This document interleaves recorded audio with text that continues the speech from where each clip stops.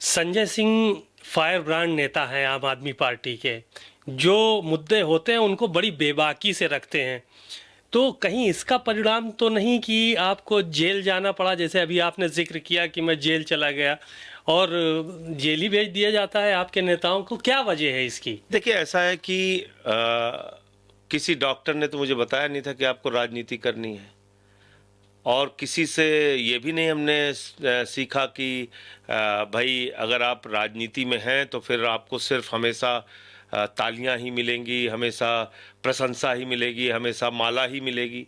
कभी कभी ऐसे शासक आएंगे जिनसे लड़ते वक्त आपको जेल में भी जाना पड़ेगा, एफआईआर भी होगा, मुकदमे भी होंगे, लाठी भी चलेगी आपके ऊपर, आपको सड़कों पे घसीटा भी जाएगा। और हो रहा है देश के अंदर, उसके भुक्तभोगी हम लोग भी हैं। आज तमाम विपक्षी पार्टियां, खासतौर से इंडिया गठबंधन की, पूरे देश में उठा के देख लीजिए कितना ईडी सीबीआई का दुरुपयोग उनके खिलाफ हुआ। जो देश के प्रधानमंत्री के साथ मिल जाता है वो राजा हरिश्चंद्र हो जाता है, जो उनके खिलाफ बोलता है वो जेल में जाता है। आप बताइए ना, आपने हमारे मुख्यमंत्री को पकड़ के जेल में डाल दिया, शिक्षा मंत्री को आपने 17 महीने जेल में रखा, 2 साल से हमारे स्वास्थ्य मंत्री जेल में है, मुझे उठा के 6 महीने आपने जेल में रखा। गुनाह क्या है ये तो बताइए। एक पैसे की बरामदगी किसी के घर पे नहीं हुई, कोई प्रॉपर्टी का अटैचमेंट नहीं है, कोई सोना नहीं मिला, कोई गहना नहीं मिला, कोई जमीन का प्लाट नहीं मिला। उसके बाद भी हम लोग भ्रष्टाचारी हैं, उठा के आपने जेल में डाल दिया। इतने इतने लंबे समय तक? सुन तो लीजिए आप, सुन तो लीजिए आप।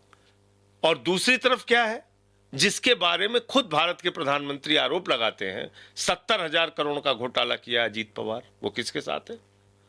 खुद मोदी जी के साथ, छगन भुजबल मोदी जी के साथ, हसन मुशर्रफ मोदी जी के साथ, नारायण राणे मोदी जी के साथ, जनार्दन रेड्डी मोदी जी के साथ, मुकुल राय मोदी जी के साथ, शुभेंदु अधिकारी मोदी जी के साथ।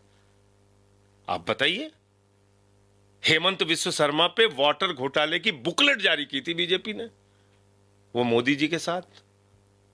और बाकी जो इनके खिलाफ बोल रहा है, हेमंत सोरेन को 5 महीने आपने जेल में रखा और हाईकोर्ट ने कह दिया इनके खिलाफ कोई सबूत नहीं है। 5 महीने तक एक मुख्यमंत्री को आपने पकड़ के जेल में रखा, उसका जवाबदेही उसकी किसकी है?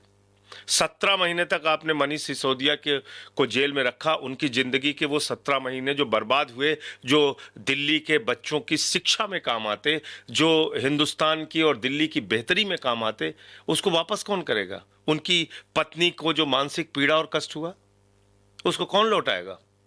कौन लौटाएगा अरविंद केजरीवाल के ये महत्वपूर्ण समय जो वो दिल्ली के विकास के लिए लगाते? दिल्ली में बिजली फ्री किया उन्होंने, पानी फ्री किया, शिक्षा फ्री, इलाज फ्री, इतने सारे काम। उनकी सराहना करनी चाहिए थी प्रधानमंत्री जी को, उनकी प्रशंसा करनी चाहिए थी।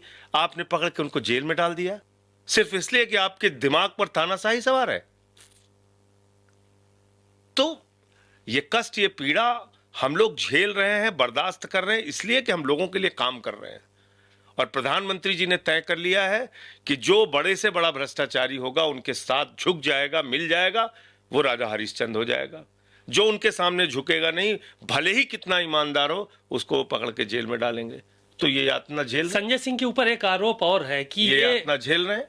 तो इसलिए मैं आज, देखिए, बहुत अफसोस की बात है, जिस आदमी ने इतनी अच्छी शिक्षा का इंतजाम किया, इलाज का इंतजाम, माताओं बहनों के लिए बस की फ्री यात्रा की, मुनाफे का बजट दिया पिछले 10 सालों में दिल्ली के लिए, उनको जेल में रखा हुआ है आपने। तो ये बातें मुझे लगता है इस देश के लोग कभी प्रधानमंत्री जी को इसके लिए माफ नहीं करेंगे। आपने ईडी सीबीआई को अपना एक हथियार बना लिया है विपक्ष को तोड़ने के लिए।